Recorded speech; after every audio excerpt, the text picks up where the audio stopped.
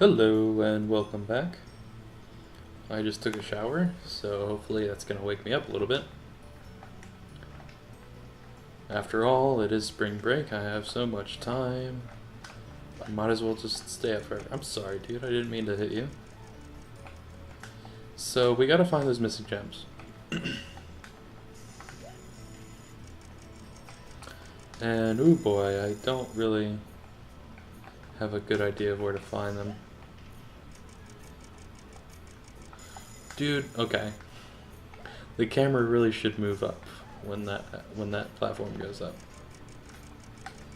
Oh, jump, dude, what the? That was really strange.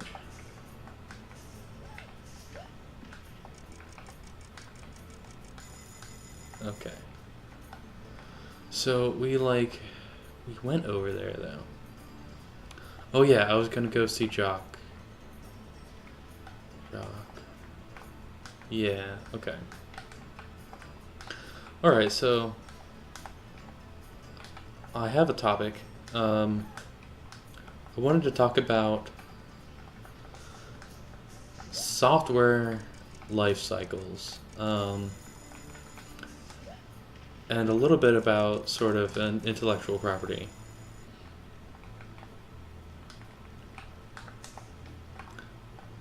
So I hear a whirlwind. Hey, get out of my face. Get. Dude, what the heck? What in the actual heck?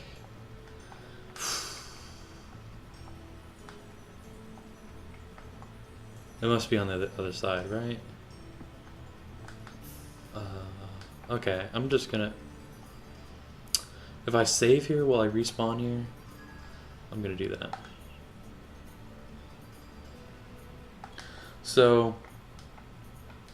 Yeah, so I just watched a Captain Sparkles video. About...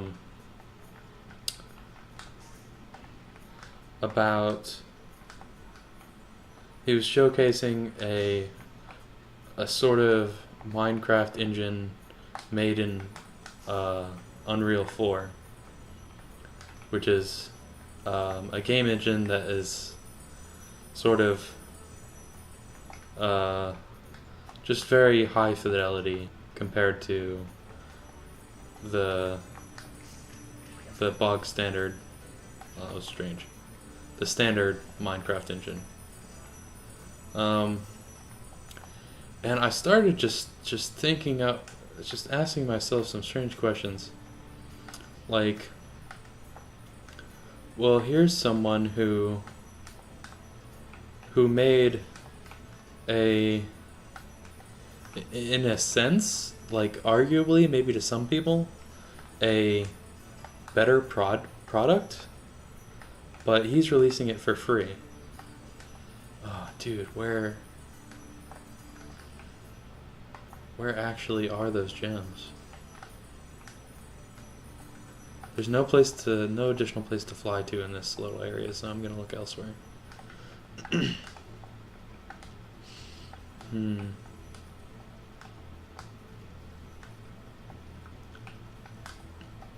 So he made a I guess the whole genre that sort of Minecraft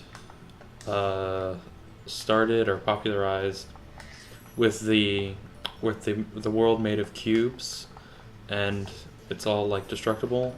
That's now referred to as voxel based. Some portmanteau of like pixel and some other word. Camera. So I'm wondering,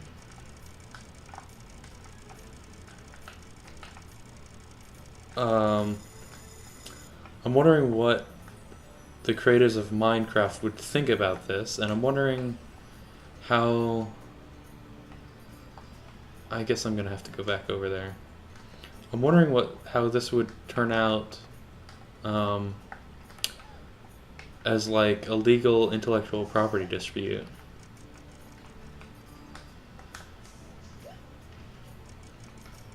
Because I really don't think it's I mean, I don't think you can really copyright voxel-based graphics, and there's like a whole other thing over here that I missed. God dang it.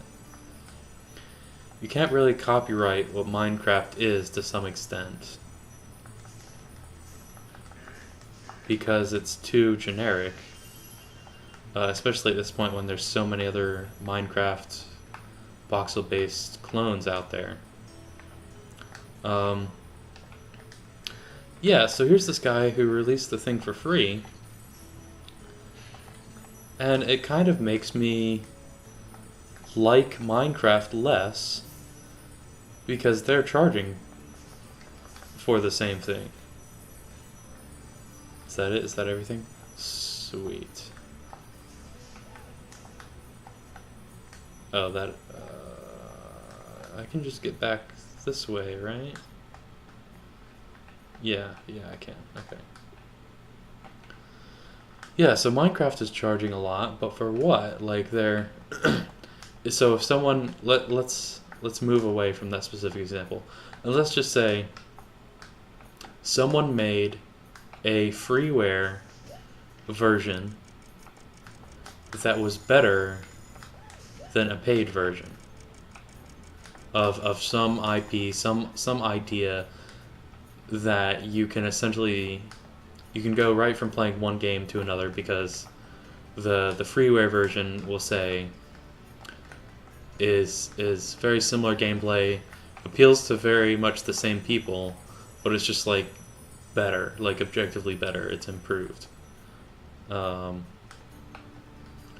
So at that point, like, who has, in a sense, like, who has a right to that audience? To that so-called intellectual property. Now, I personally, let's talk to this balloon guy first. Excuse me. Nice job collecting so much stolen treasure, but beware, Spyro.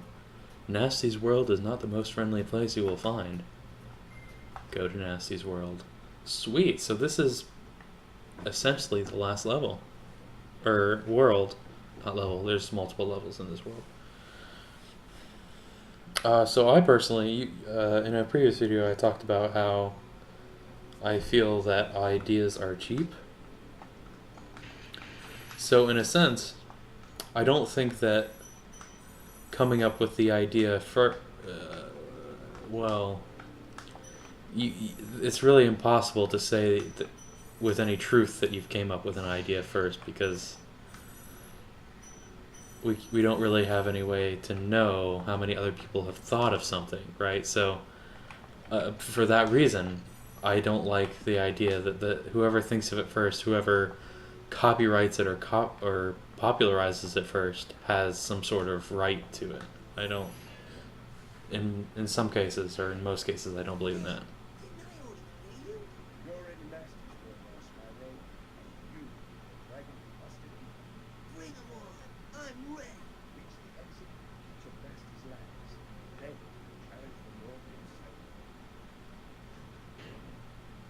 So I'm pretty sure that this is like the dragon we first freed, and don't ask me how it makes sense that he got trapped in crystal again. I mean, I don't entirely. It's very silly. Whatever.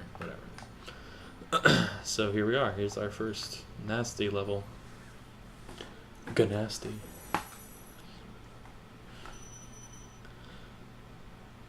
Oh, okay. I was confused for a second. Like, why do I have not 100, multiple of 100 gems?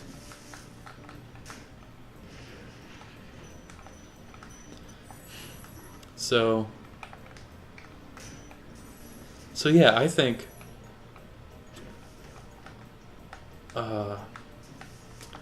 so open source or software or freeware is kind of a tricky subject. And it kind of makes being a programmer a little bit difficult because so I completely believe in the idea of if an idea, like a game, for example, is well liked enough, and say the community doesn't believe that there is a, I don't know, a sufficiently, the community isn't satisfied by the current software that's available. Can I flame you? Yes, I can. If the community isn't satisfied by the current software, but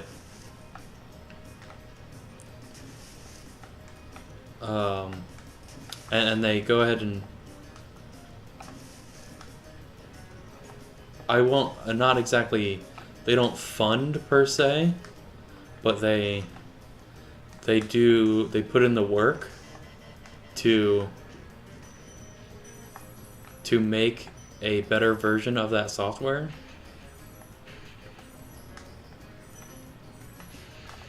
And do it for free. Like I think that's ultimately what should happen with almost every piece of software, almost every need. Like I think an open source community can sort of better create software than any entity can. Keep up the good work, Spyro. I expect Gnasty's really starting to worry about you. I'd be shaking in my Gnorc boots if I were you. I don't know why, but for some reason I like the idea of Gnorc boots. I think that's a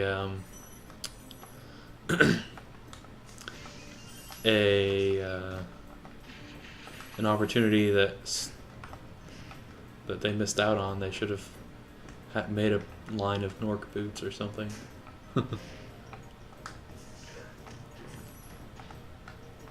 So, okay. So if we say we want to live in a world where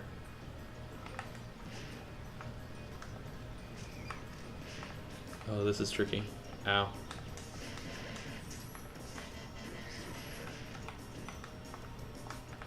Where freeware sort of just comes to dominate the software market. I'm not sure how I'm gonna get this thing blown up. Oh, that's how. Then it's tricky because then, well, how do you value programming and software anymore? It's kind of frustrating. So I kind of hope that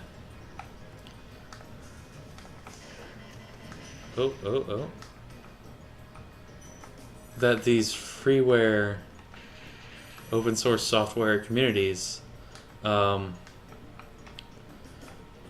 can essentially, if they're successful, if they're popular, let's say, if they're popular, then they can monetize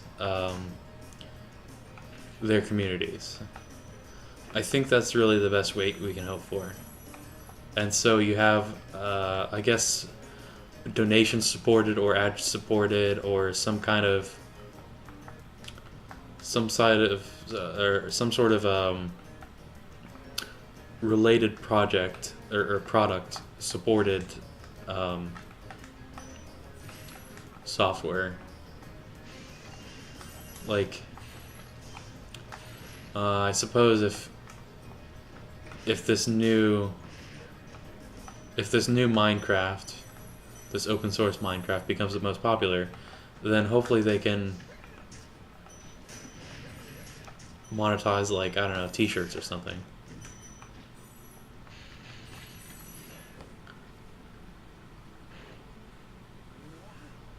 I never thought I'd be rescued, especially by such a little dragon. What I mean is, I always believed in you, Spyro. You gotta believe. That guy's a jerk.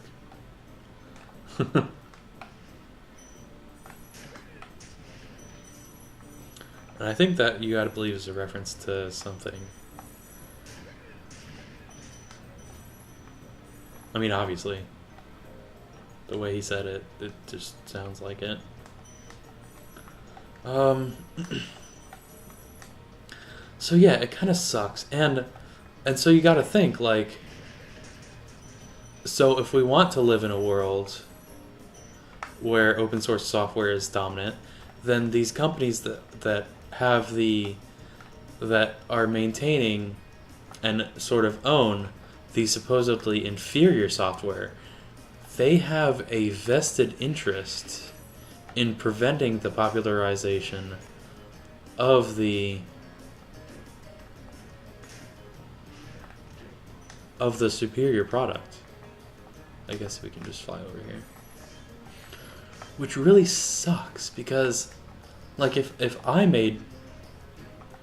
were the company that made Minecraft, and I wholeheartedly believed in Minecraft as a concept, and someone did it better, I want to go back with the crap. And someone did it better, I would want to like recognize and appreciate all the hard work that was put into it, and like try to make it popular, and also because I want to live in a world where we can just have freeware versions of everything. But that's the two forces are fighting against each other, because the probably the only way that an open source project is going to get started is if there's a popular piece of software out there already that needs to be improved, that the community thinks it can improve. You know, necessity is the father of invention, right? But for that necessity to exist, that also means that there exists a force that wants to sort of stop that open source movement.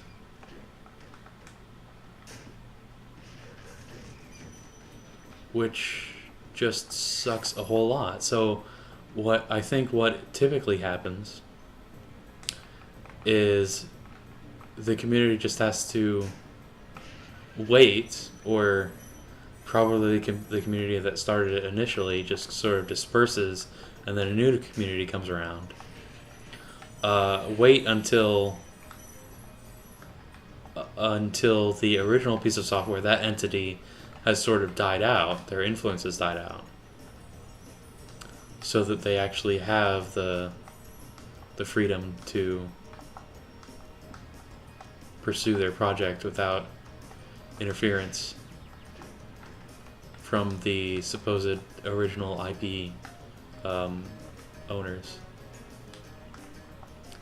Yeah, that kind of sucks. I'm gonna find the rest of these gems next time. Thank you so much for watching. And again, I guess I'll repeat myself. I'll see you next time.